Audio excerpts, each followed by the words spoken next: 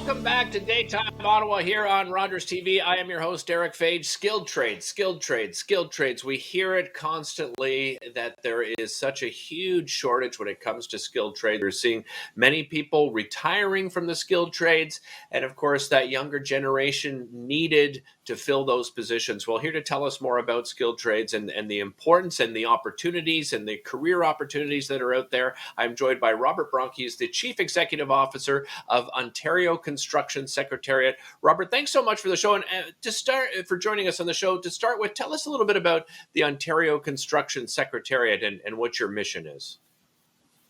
Okay, so we're a not-for-profit organization. Our chief focus is research.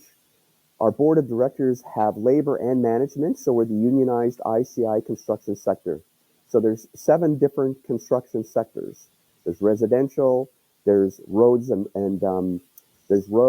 there's waterworks and sewers, heavy engineering, electrical power systems. So we're ICI, which stands for institutional, commercial, and industrial.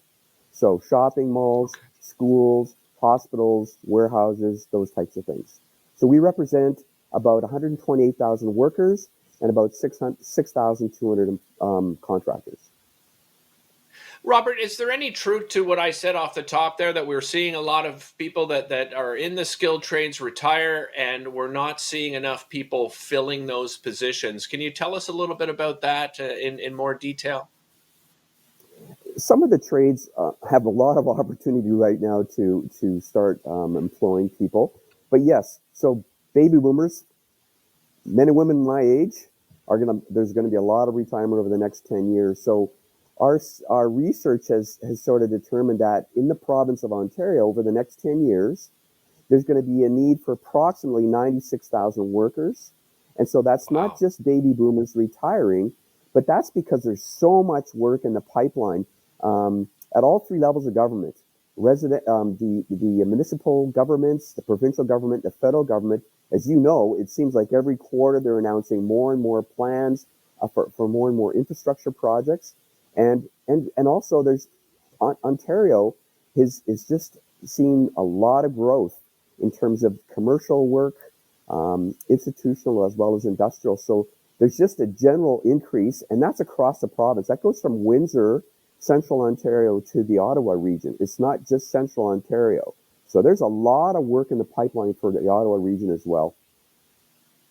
Robert, what about training? When it comes to training, as the training capacity, we're seeing a lot of education go virtually. I would imagine in the skilled trades, though, that virtual environment doesn't necessarily work all the time because you need to be hands-on.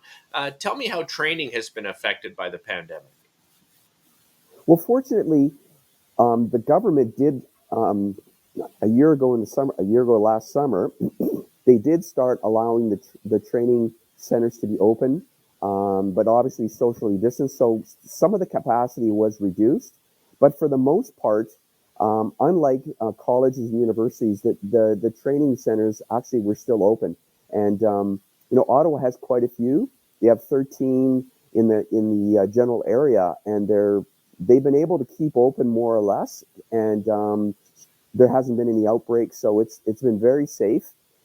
Yes, the capacity has been a little bit lower, but they've been operating through the summer as well, so they don't have semesters like universities and colleges, so they try to go through 12 months. So the training is somewhat kept up. What about, Robert, on site? Because, the pandemic has affected every industry. We were speaking off camera, and you said that, quite frankly, the construction industry, for the most part, has been practicing a lot of these health and safety protocols all along.